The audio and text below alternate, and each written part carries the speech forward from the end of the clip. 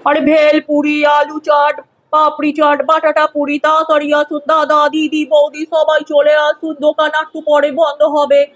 9 বাজ গায়ে, তাড়াতাড়ি আসুন, তাড়াতাড়ি আসুন। আমার জন্য কিন্তু একটা পাপড়ি চাট দাদা।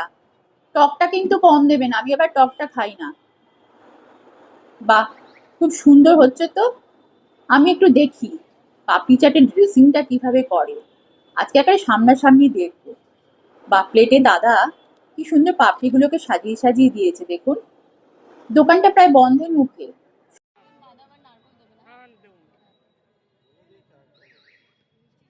এক একজন লোকের এক এক রকম ডিমান্ড। কেউ বাদাম নেবে, কেউ আবার নারকেল নেবে না। কারুর আবার ঝাল কম লাগবে, কারুর আবার টক কম লাগবে। যেমন এই যে আমার আবার টকটা কম লাগবে। আর কেউ আবার তুমুল লঙ্কা দিয়ে খাবে। সত্যি বাবা, এই দাদারা এগুলো মনে রেখে প্রত্যেকটা কাস্টমারের জন্য এটা মনে রেখে রেখে বানায় দেখুন। সবারটা কিন্তু মনে রাখে, আবার বানানোর সময় কে কোনটা বলেছে সেটাও কিন্তু তাদের মনে থাকে। এই পাপড়ি চাটের দোকানটা কসবা নিউ মার্কেটের ঠিক গায়ে লাগানো। খুব সুন্দর করেন এই দাদা। এই যে চুরি ভাজাগুলো দিচ্ছে, এটা বেশ মুড়মুড় করে খেতে বেশ দারুণ লাগে। খাট্টা মিঠা স্বাদ, খুব ভাল লাগে আমার এটা খেতে।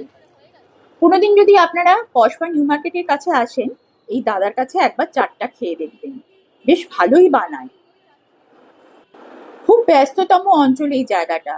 সন্ধ্যের পর থেকে অফিস গোয়ার স্টুডেন্ট আর অন্যান্য সমস্ত পথ চলতি লোকদের দারুণ ভিড় হয়।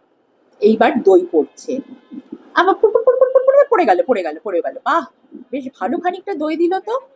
আরে ও দাদা, আমার দইটা একটু কম দেবেন না। ও শুনলো না, পরপর পরপর করে ঢেলে যাচ্ছে।